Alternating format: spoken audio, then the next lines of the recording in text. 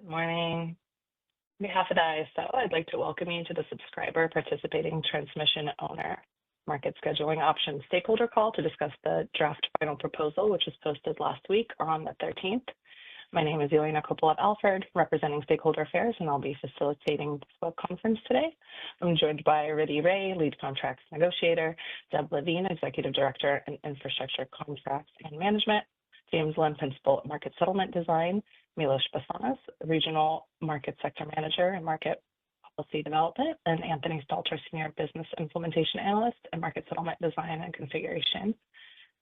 Before we get started, just a quick reminder, these materials are available on the Subscriber Participating Transmission Owner Market Scheduling Options Initiative page. You can get to that page by going to CAISO.com, navigating to the Stakeholder tab at the top, and then selecting Policy Initiatives, and that'll take you to our main initiative landing page. From there, you can search or scroll through to find the Subscriber PTO initiative, and then you get to the initiative page. The latest documents will be at the top of that page, and that's so where you go to make your comments. First, housekeeping reminders. Just a reminder, this call is being recorded for informational and convenience purposes only. Any related transcriptions should not be reprinted without the ISO's permission. And this collaborative meeting is intended to stimulate open dialogue and engage different perspectives, but please keep your comments professional and respectful. And please try to be brief or refrain from saying what's already been said so we can manage our time efficiently today. If you need technical assistance during the meeting, you can send a chat to our event producer. They show up as Intelor Events, and today's producer is Stacy. To raise your hand, please make sure you open the participant and chat panels on the bottom right first, and the raise hand icon is at the bottom of the participant panel. If you connected outside of the WebEx, you can press *3 to get into the question queue. And please remember to state your name and affiliation before you make your comment or ask your question. And you can also send a question in the chat to all panelists, and then I can read those out loud. So our agenda for today, I'm going to hand it over to Riddy after this, and he's going to go over the background and the comments on the straw proposal.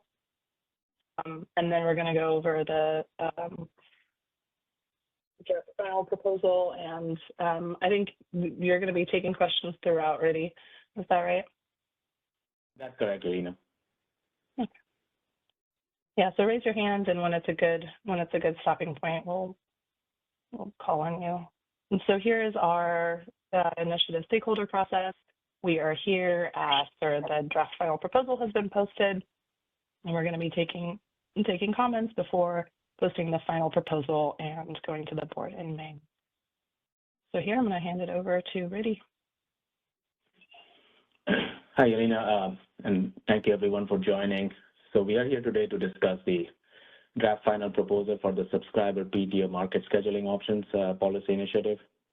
So our goal is to go through the draft final today. We'll have the comments due in a couple of weeks, and then we'll move forward towards the final proposal. So just to set some background, I'll go through the already FERC-approved Subscriber PTO model. So the Subscriber PTO model, it's a FERC-approved new transmission ownership model that the ISO is looking to implement.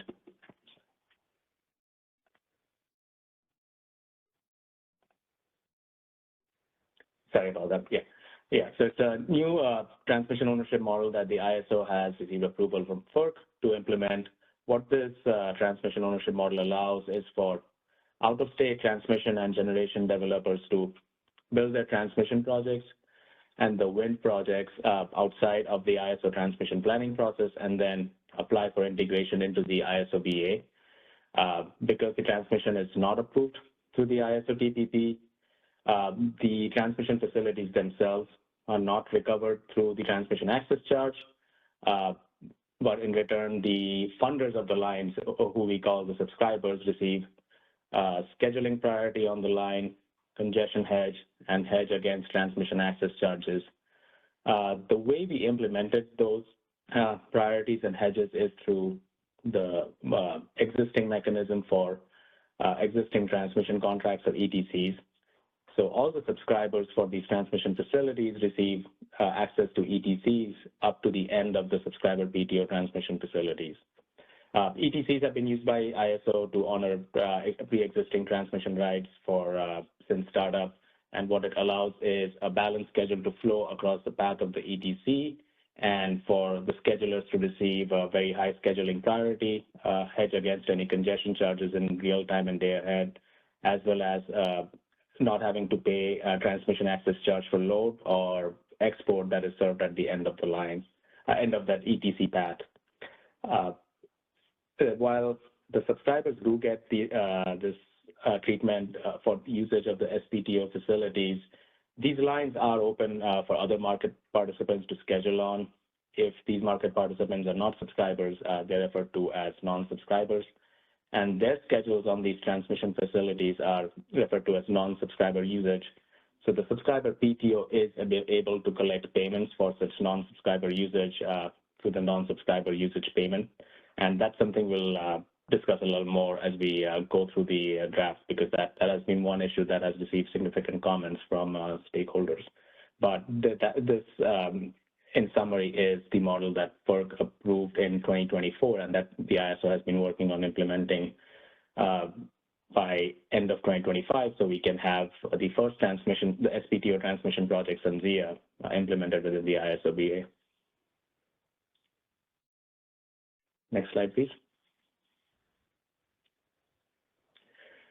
So the STAR proposal for this policy was published on January 16, 2025, and what we proposed in there was to just move forward with one of the two alternatives that we had published in the issue paper, that being the option to exchange all the ETCs or some of the ETCs for CRRs and then exercise economic bidding.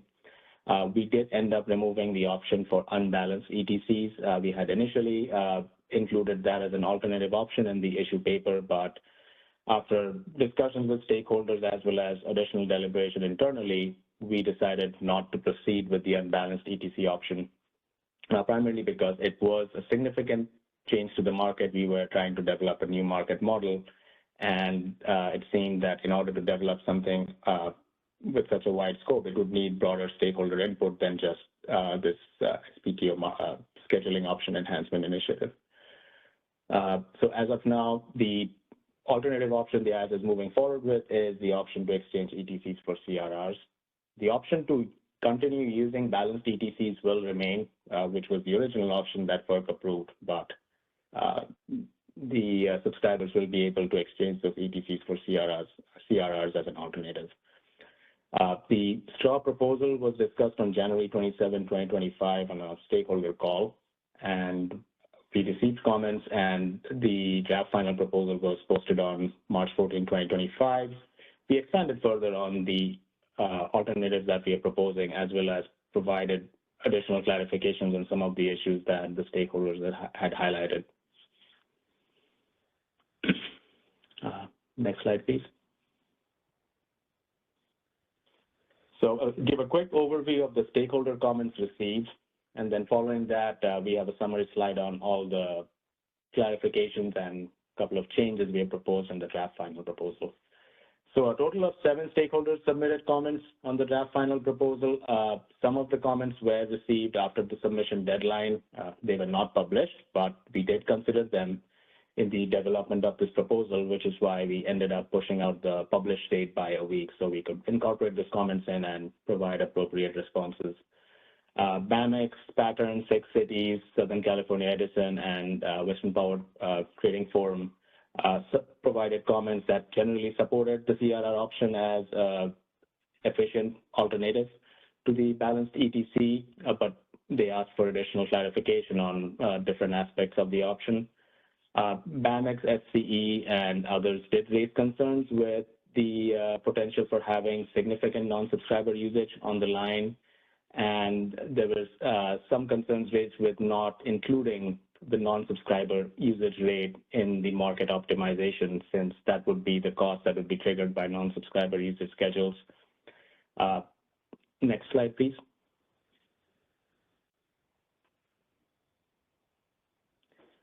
SCE did submit a proposal. SCE submitted a proposal for a model where we could credit some of the CRR revenues against the non-subscriber usage payment. what they included in the proposal is that given the SPTO will receive CRR revenues in day ahead for both subscriber and non-subscriber schedules, the revenues attributed to non-subscriber schedules could be used to offset some of the non-subscriber usage payment charges. 6 cities asked for additional examples to clarify how the non-subscriber usage payment is calculated, while Pattern Energy submitted questions asking about the detailed design and allocation of CRRs on the SunZia transmission lines. Next slide, please. And Elena, I don't see any hands raised yet, so I think we can keep going. Okay. Yeah, no hands at this point. Thank you. So we have included a few points just to summarize the changes and the clarifications, the more substantive changes and clarifications provided in the draft final proposal. First one is we are proposing to adopt the ETC to CRR conversion and economic bidding design as an alternative to the balanced ETC option that continues to exist and will exist moving forward. We have provided some clarifications on the non-subscriber usage calculations based on the stakeholder comments we received. Some of them did raise some important points, which we believe where additional detail would be helpful. So we have provided that, especially in form of a matrix, just summarizing the different types of subscriber and non-subscriber usage on this line. We did make a proposal to report and provide more transparency on the level of non-subscriber payments being allocated to the subscriber PTOs. And probably one of the more significant proposals made in this draft final proposal is for us to implement the model with the CRR option as proposed in the draft final, gain experience for a couple of years before we propose discussing any redesign. This is to address the concerns raised by stakeholders that there would be substantive non-subscriber usage. The non-subscriber payments would be significantly higher than what the ISO is assuming. And while we hear those comments, our proposal is to gather some evidence and data on how the flows on this line actually materialize and before proposing a redesign. And we will elaborate a little more in the slides after this. Next slide, please. Great. So just a quick recap of the ETC to CRR conversion and economic bidding option. This process of converting ETC and transmission ownership rights to CRRs, that is an existing process that is applicable to a couple of market participants in the ISO-BA, such as PacifiCorp. We have the process clearly defined in our BPM for congestion revenue rights. What it allows is for the holders of these rights to nominate CRRs on a quarterly basis.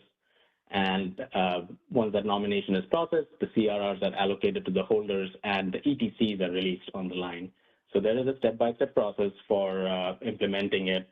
And that's described in the BPM as well as in our draft final proposal. Just a couple of changes that we included in the draft final from the straw proposal is that the nomination needs to occur on a quarterly basis and not a monthly basis. We have a CRR software system redesign going on and,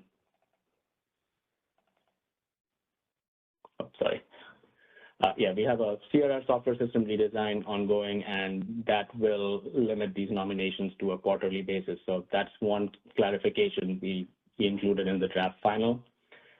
When this nomination occurs, the CRRs will be released for both off-peak and on-peak periods.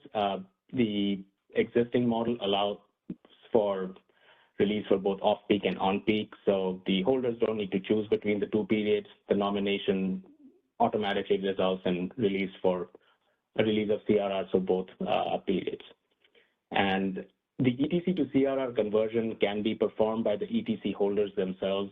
In our stock proposal, we had initially said it has to be nominated by the subscriber PTOs, but we are able to be more flexible, so the ETC holders who have access to the ETCs and CRNs can directly apply to release, to convert those ETCs to CRRs, and we'll work with the subscriber PTOs and ETC holders to make sure they're correctly identified and they have access to our systems. There were some questions on the type of CRR options being provided to the subscribers. So while this is a CRR option, not a CRR obligation, it is a very specific kind of CRR option that we refer to as empty TOR CRRs. It's a subset of CRR options that is reserved for these specific types of ETC and TOR to CRR conversions. One key difference between these and the other CRR options is that while CRR options are subject to CRR underfunding allocation, the empty TOR CRR options are not. That's further clarified in our BPM for congestion revenue rights. While the CRRs don't receive a CRR underfunding allocation, they are subject to derates if there are any reductions to the transfer capability at their associated intertie. So for example, if there are empty TOR CRRs granted to ETC holders for Transwest from IPP to Harry Allen, and the IPP intertie is derated, that could result in a reduction to the CRR megawatt value that is allocated to those CRR holders.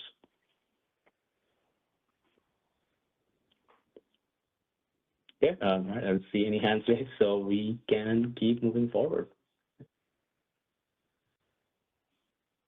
Okay.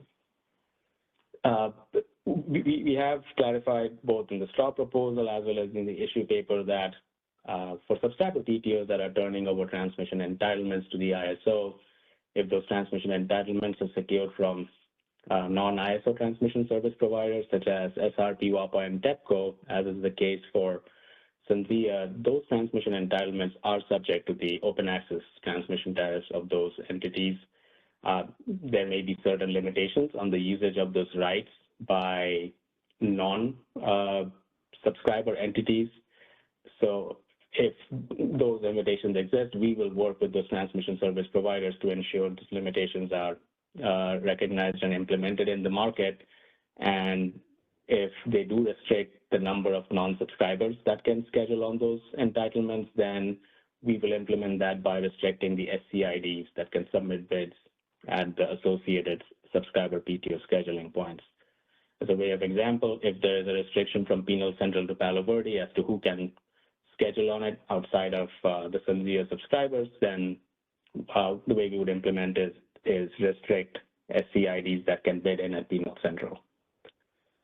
We continue to work on this with the Arizona entities, SRP, WAPA, and TEPCO, so this is an ongoing conversation, but this is the overall part of the overall implementation for SunZia, but we did want to recognize this in the policy as well because it does require some certain implementation changes on our side.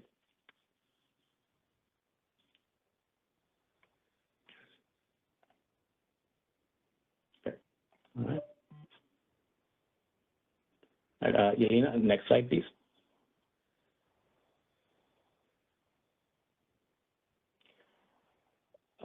One of the proposals we made in the straw proposal was how subscribers and non-subscribers would be differentiated if ETCs were released. I actually see a hand up, so if David Smith wants to go forward before I continue with the slide.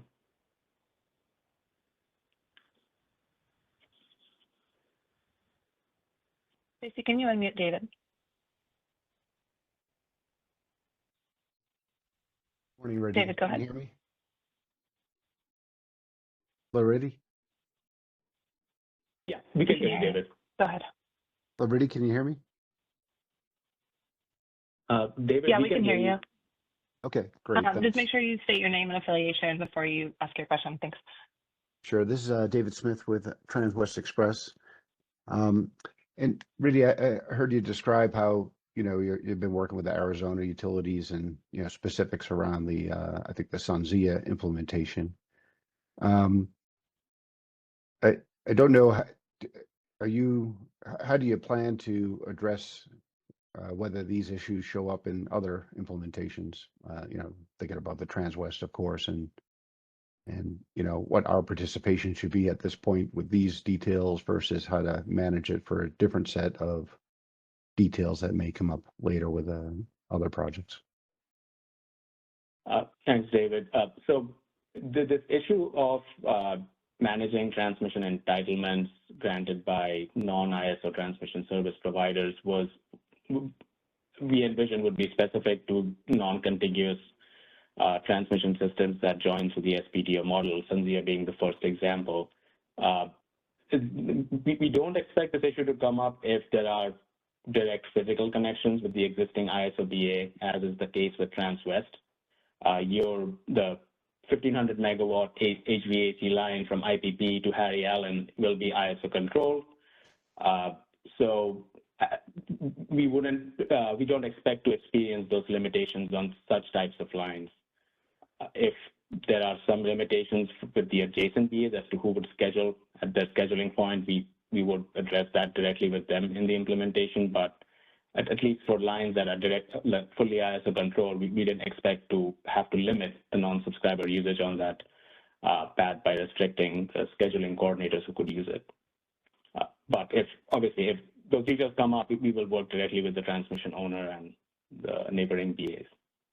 Okay, well, thank you for that. And then I know you're also setting up some, I don't know what to call it, workarounds and other options for participants. I imagine those might be eligible for Transwest, or do you think those just wouldn't be needed? Or, I mean, how are you thinking about, the problems that you have here, how you're solving it, and how that might work in the future on the opportunity side? So all the changes we're proposing here, will be applicable to all SPTO lines that are applying to the ISO, irrespective of whether they're contiguous, non-contiguous. These rules apply to everyone. So Transwest will be subject to the same rules. Subscribers on Transwest will have the right to convert the ETCs to CRRs. We will apply the same rules for subscriber versus non-subscriber usage. So these rules won't be specific to SunZia. They're specific to all SPTO lines, and we would implement it as applicable. Right. Okay. Understood. Thank you. Okay. Thank you, David. Thank you. And then we have another hand from Bert. Yes.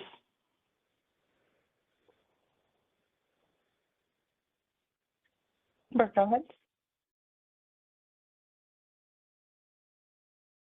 You might have a second mute button going on. We're not hearing you yet.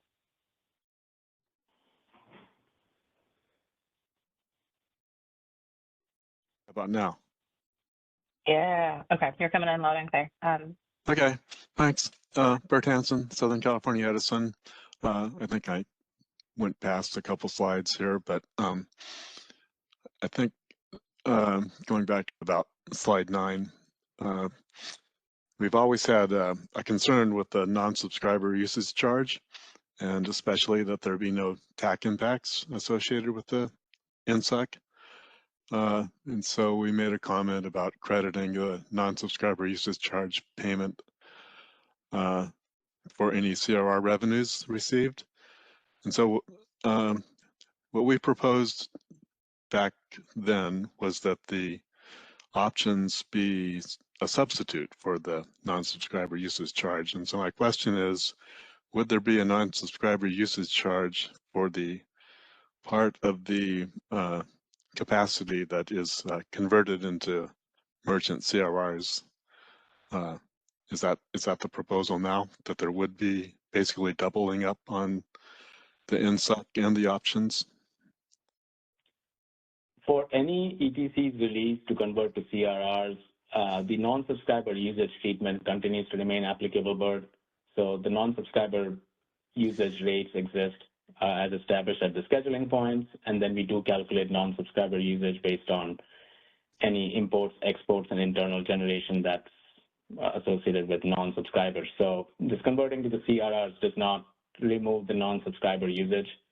One thing we clarified in this proposal is that the ETC to CRR conversion is a trade-off because when the whole subscribers have ETCs, they do receive the congestion hedge in both day ahead and real time for their schedules. Once the ETCs are converted to CRRs, the congestion hedge is only limited to day ahead. They do receive congestion hedge for all the schedules, but they lose any congestion hedge in real time. So it was a trade-off for the SPTO and the subscribers and the benefit was that economic bidding would be open, but one trade-off against that would be the congestion hedge would be different. So we treated that separate from the non-subscriber usage. They both exist at the same time after the conversion. And we do have some clarifications on how we would calculate the non-subscriber usage.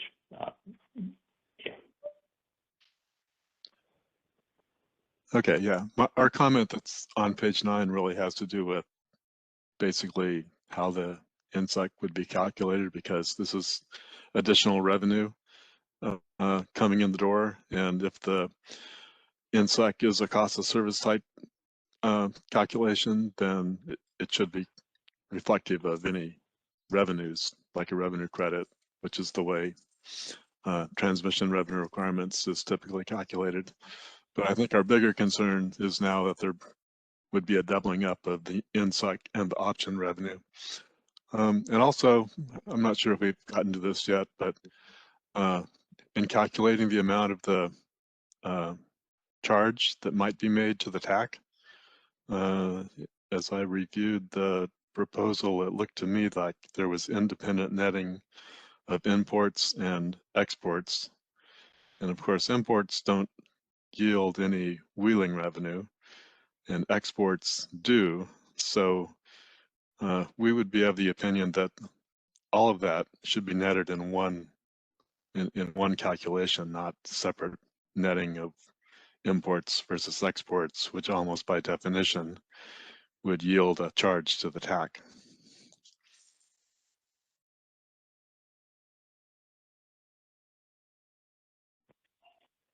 Okay, thanks, Bert. And yeah, I know we have discussed this before as well, this idea of netting the imports versus exports. Our response before has been across the board, we do not, on any scheduling point, we do not net imports against exports for any reductions to wheeling access charge.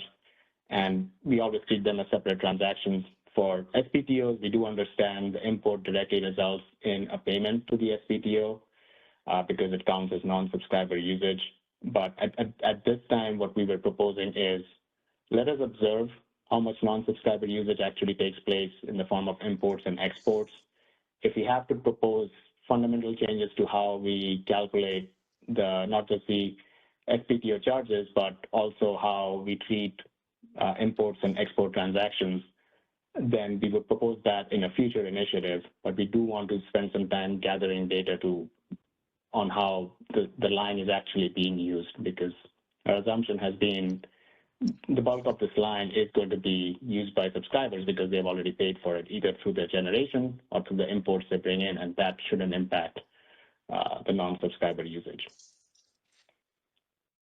And okay, I'm not sure that the netting is consistent with the tariff language 15.1 right now. So I think maybe we need to go back and look at that. But my reading of 15.1 is it's just one big netting throughout a period of time. So we are not proposing to net it. We are saying as the original tariff language said that the non-subscriber usage is the sum of both the import and export transactions. They're not netted against each other. Okay, I'll look at that again. Thanks. Okay. Yeah. Thank you. Yeah, Bert, this is Deb. The other thing to consider is when the subscriber goes ahead and converts their ETCs to CRRs, they lose their scheduling priority, they lose their hedge capability, they lose a lot of things. So moving to CRRs is a decision that they need to make with eyes wide open, because they are losing some of the capabilities that they would have if they retained the ETCs, which is why we didn't go ahead and propose to credit the CRR revenues against the non-subscriber usage payment at this point in time. Okay, but that would be something to be considered in the after the 2-year or whatever period of observation. Yeah, we would look at everything at that point in time if there's an issue with the non-subscriber usage payment. All right, thanks.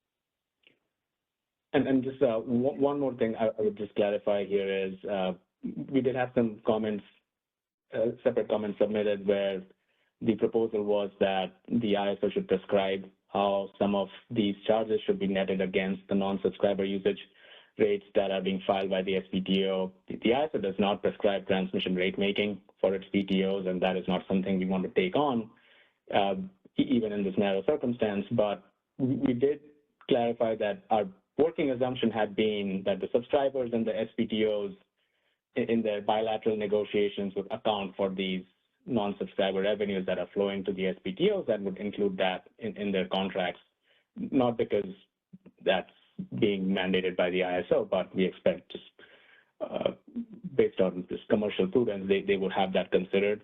We can provide more clarity and more transparency on what the flow of payments are, but we wouldn't go as far as to prescribe that these payments need to be credited by the PTO in a certain manner. Obviously, participants in the FERC rate making process can make those decisions. So that's the position we took in the paper. To not be prescriptive about the rate making, but provide more transparency as to what the flow of the monies are. Okay. All right. Quick summary on the subscriber registration process. Because once the ETCs are released, and that's something we clarified in the straw proposal, there is no clear way to distinguish between subscriber and non-subscriber usage that is occurring due to market bids, whether imports or interconnected generation schedules. So in the straw proposal, we proposed two options to manage that. One is subscribers could pre-register export and import resources, which would be identified, and they would receive a waiver of the WAC charges, but they would also not be included in the non-subscriber usage calculations. The other option would be the subscriber and non-subscriber usage. If they're exports, they would pay WAC, and they would, whether imports or exports, they would be included in the non-subscriber usage calculations. And then the subscribers and SPTOs bilaterally could work out if any refund is owed to the subscribers from the SPTO of any WAC charges that they incurred. In the draft final proposal, we are going to move forward with implementing our first option, which is subscribers will be required to pre-register their import and export resources at the scheduling point, and these would be not included in the non-subscriber usage. So there is no non-subscriber usage payment to the SPTO for these schedules, and any of these export resources would not be subject to WAC. The second option continues to exist. They can bilaterally settle any charges, but because now the subscribers have to register these resources, we don't expect the second option to be really needed. This should resolve the issue of subscriber usage not being identified as non-subscriber usage. This is for export and import schedules. For the interconnected generation, we will identify a subscriber megawatt capacity for those internally connected generators. If it's fully subscribed, the subscriber megawatt capacity will equal its master file PMAX, and any non-subscriber usage is only the metered value above that registered subscriber megawatt capacity. If it's fully subscribed, there is not going to be any non-subscriber usage on it. I see Todd's hand is up. Todd, if you want to go ahead with your question.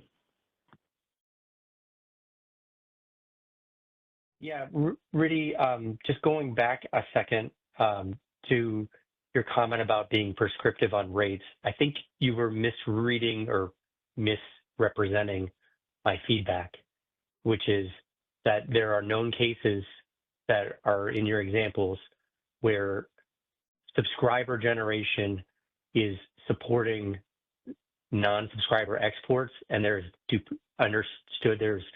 that would create double recovery. And my point was not that you determined the rates at FERC my points were that you have the capability as the ISO to best identify when those occurrences are happening and help either make those scenarios or the quantity known to the subscribers or the SPTO line, or help in facilitating the settlements to amend or rectify that double recovery. So it's not that you are prescribing rates at FERC. It's just that you guys do a lot of settlements, even for bilateral transactions like inter-FC trades. And you do, CAISO has the ability to identify those scenarios.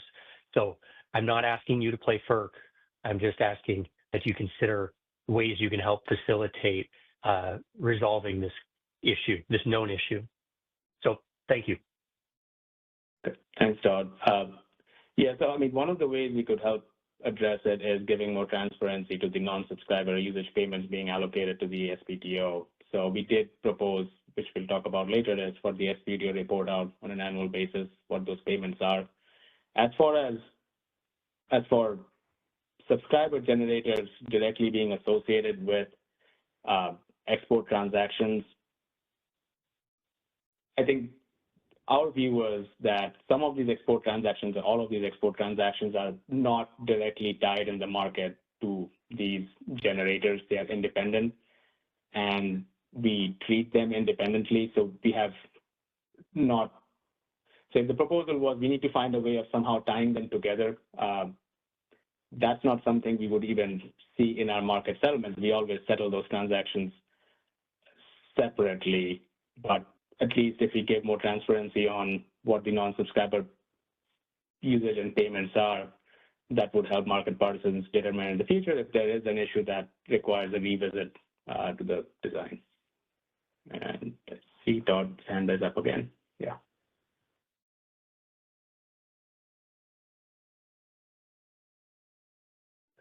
Todd, do you want to go ahead? Okay, there you go.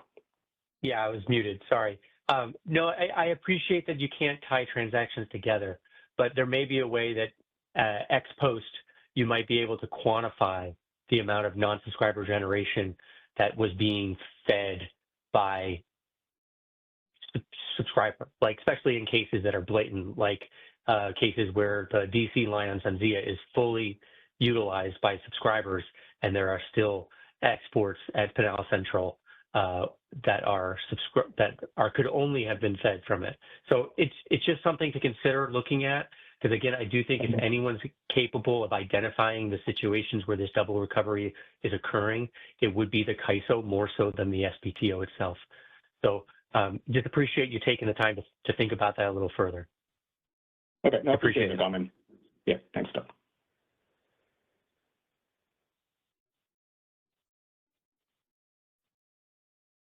Okay, if there's no more hands up, let's move to the next slide.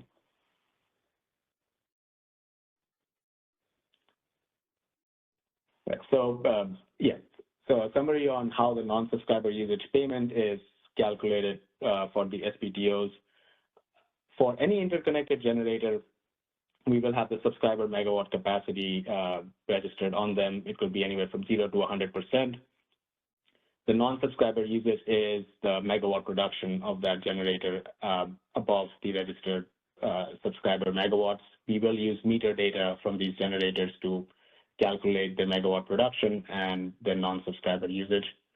For import and export transactions, if they are associated with subscribers, they are completely exempt from the non-subscriber usage calculations.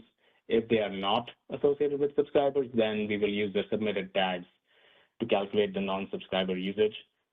Just like transmission revenue requirements are paid to the subscriber PTO today, we will pay the non-subscriber usage payment on a monthly basis. So we will sum up the total usage over all the trade dates in a month, and we'll pay a monthly charge to the subscriber PTO. For any wheel-through transactions, from a market settlement standpoint, we do look at them as separate import and export transactions. So depending on which of those two transactions falls on a SPTO scheduling point, we will count that transaction as non-subscriber usage if it's not already associated with a subscriber.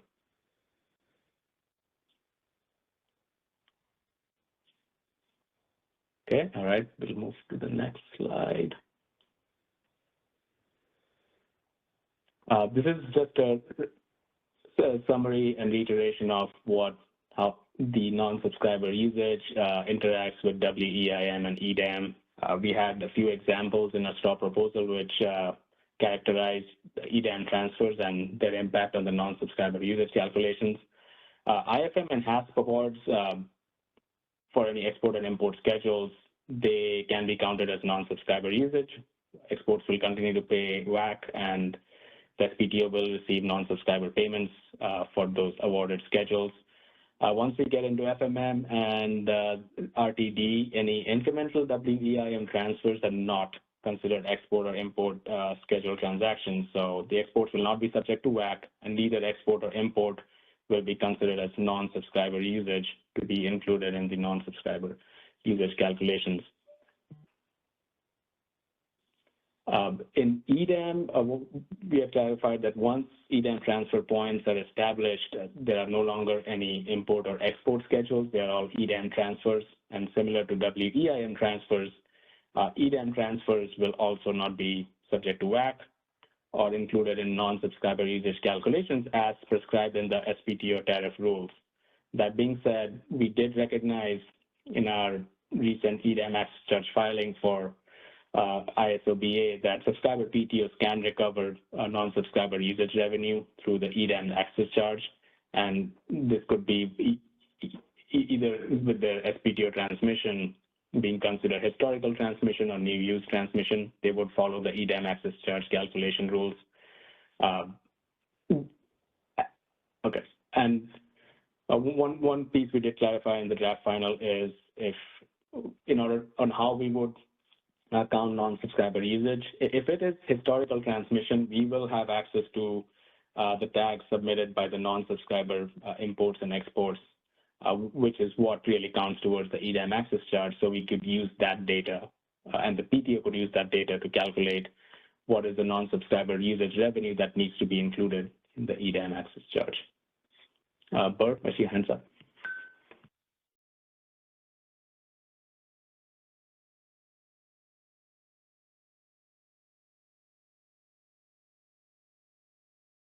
Hello, Bert Hansen, Southern California Edison. Can you hear me? Yes, we can hear you. Okay, thanks. So I have a question on the new transmission aspect of the historical EDAM access. Can't remember what it's called, but some of the charge that would basically spread the revenues around a little bit. But my first question is just to clarify, the subscriber PTO is a part of the ISO-BAA, and so doesn't make an independent decision on whether or not to join EDAM, would be my understanding. Is that true? That's correct. It is just like any other PTO in the ISO-BA. It joins EDAM along with the entire BA. Because what I'm curious about is the aspect relating to new transmission, and whether it would be appropriate to include the new transmission aspect in the EDAM access charge, because I know tariff language rules, but the intent, I believe, of the new transmission aspect was to ensure that possible EDAM BAA entities would not be discouraged from joining because of losing possible future revenues due to projects that were in the development stage. But I don't see that that would apply in this case for an SPTO, because one, they're not making a decision, and two, there's really not much history. So I'm wondering if you could comment on that. James, do you want to take that one? Yeah, hi, Bert. This is James Lynn. During the EDAM framework, the inclusion of new transmission wasn't just for EDAM BAAs. It was also for the ISO BAA, because the ISO as a BA is also going to have new transmission joining during this period, as well as transmission upgrades that if we were not part of the EDAM market or did not have transfers between at these locations, we would be collecting wheeling access charges, or in this case, non-subscriber usage for usage revenue for non-subscriber rates. So we contemplated about including it, and we did determine that yes, when you have new transmission, including SPTO, they are losing out on future revenues to pay for that transmission, and therefore we are including it for the ISO as well. So would this be associated with a single access charge applicable to the ISO and not specific to the SPTO?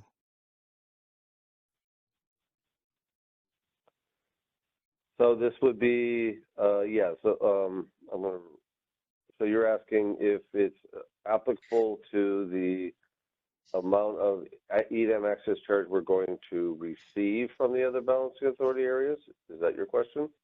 Yeah, I mean, is it basically an ISO charge? And then I assume it's divvied up. It's not an ISO charge. It's actually a charge to the EDAM BAAs. So in this case, when we have determined that there is some non-subscriber usage that needs to be recovered, that gets added to the ISO BAA's recoverable amount, and then it's being recovered from the EDAM BAAs and then paid to both to the SPTO for their portion, and then any portion that is part of the PTOs, they will receive their payment. So okay. Yeah, the SPTO non-subscriber is not being applied to ISO load. Okay, thanks.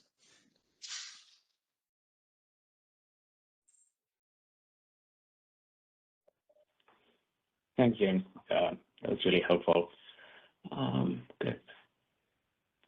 I don't see any other hands up, so we can move to the next slide. So as we were pointing out before, I think to some of the discussions with Todd and Bert, we did hear concerns raised about the level of non-subscriber usage and probably the differing assumptions the ISO has compared to some stakeholders. So we do appreciate those comments, and we believe that even though we cannot be more prescriptive towards how those payments need to be included in FERC rates, or maybe provide more clarity into what publicly with specific market schedules are contributing to those charges, what we could do is at least provide reporting on what the level of those payments to the SPTO are. So our intent had always been at least the non-subscriber usage rate would be publicly posted on the ISO website. On the same page, we post our high voltage TAC and wheeling access charges. We'll take that. Just to add on to that, what we are proposing now is, in addition to the non-subscriber usage rate that's applicable, the SPTO will also provide an annual report to the ISO for the total payments received by the SPTO in that year. So that could be posted on the ISO website as well to give market participants more clarity on what the level of the non-subscriber usage is. The ISO will continue monitoring as well, but at least now the broader stakeholder community can review it and use that information. And in addition to that, as we have reiterated before, we did hear all the concerns with the non-subscriber usage. We do really want to move forward with this proposed option implemented and really have the first SPTO line energized and see how this model works. And we are proposing that we allow for a 2-year operational period for us to determine really the level of non-subscriber and subscriber usage occurring on these lines. And if we and the market participant community, if we observe any issues that need to be corrected, that we can revisit this in 2 years through an additional policy initiative. So our proposal is to move forward with the design as is, but come back in a couple of years and revisit and make changes as necessary. Doug, I see your hands up. Please go ahead. So one concern I have is if we, in 2 years, find out that there is a problem, and you've made it clear that making changes to the fundamental SBTO model would take significant stakeholder time and potentially software upgrades and changes, then we're talking about living with it for another year-ish plus in a troubled state. I guess I'd kind of request that maybe the CAISO come up with a plan B that maybe doesn't have to be fully stakeholder, maybe it doesn't have to be fully fleshed out, but start thinking about these improvements or potential model changes so that if we do find there's a problem, that maybe we can do it in a more expedited fashion. I don't know. I just kind of thinking out loud here.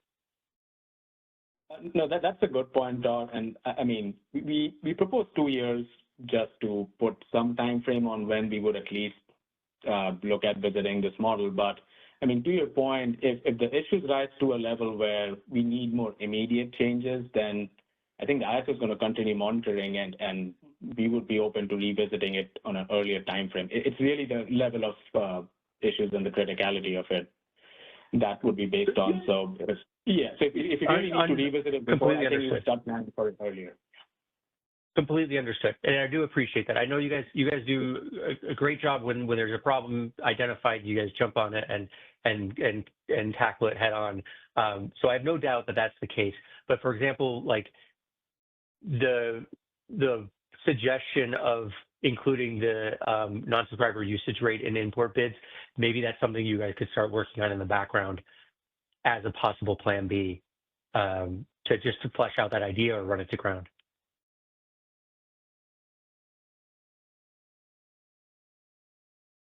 Okay. Well, we do appreciate the comment, and I think we'll consider it. But at this point, we're not proposing a timeline on it. But we do appreciate the comment, Todd, and just thinking, just an encouragement from PG&E for us to start planning ahead.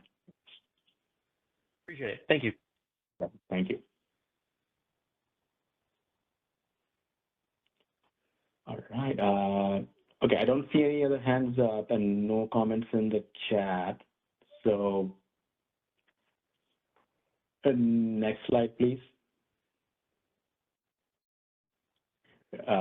So one of the proposals from stakeholders was that while we had a number of examples in the straw proposal identifying different types of non-subscriber usage, it would be useful to have this consolidated in one space. So we definitely appreciate that insight. This is a very simple table, but it gives just a different buckets of schedules on the line and how they should be categorized into non-subscriber versus subscriber. And we appreciate PG&E pointing out that there are schedules on the line that don't fit in either bucket, and that those really are the transfers. So we hope this matrix is helpful, and we already revisited some of this before, but I can run down through this quickly. When it comes to interconnected generation, we have the subscriber megawatts associated with the generator resource IDs. Any meter generation above the subscriber megawatts is non-subscriber usage. Any meter generation equal to or below the subscriber megawatts is subscriber usage. And that's how we would include them in the non-subscriber usage calculations. For import and export schedules, we have proposed that the subscribers need to pre-register their export and import IDs at the SBTO scheduling points. So any tags associated with the subscriber import and exports would not be counted as non-subscriber usage. And we will use the submitted tags to calculate the non-subscriber usage on the market schedules. If the import and export resources are not associated with subscribers, then the adjusted tags are what would be used to calculate the non-subscriber usage on those market schedules. For EIM transfers, they neither count as non-subscriber or subscriber usage. It's a category of its own, and that's how we will continue treating it. So any EIM transfers in the export direction don't pay WAC, and neither EIM transfers in import or export direction will be included in the non-subscriber usage calculations. Next slide, please. Okay, so I think this wraps up the policy discussion of this presentation. We really appreciate everyone joining. If there are more questions, we can definitely take them now, or otherwise I'll hand it over to Yelena to walk us through the next steps. Thanks, JD. Yeah, we can go to the next page.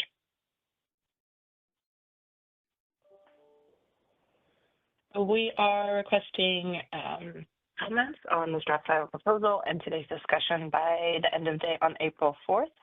And the other notes here is that the subscriber PTO model is currently being implemented using the ETC model as approved by FERC in 2024, just for that background, and that CAISO believes the policy change is not subject to the joint authority of the WEM governing body. So we are just taking it to the board only. Next slide. Okay, then here are the dates here. Today's meeting, the comment deadline, and then we will be publishing the final proposal on April 21st and not holding another meeting after that. And then the board date is May 22nd. And then the link to the initiative page is listed here. And if you have any other questions, please feel free to reach out to us at isostakeholderaffairs@kaiso.com, and we can route that to get you answers. Okay, next slide.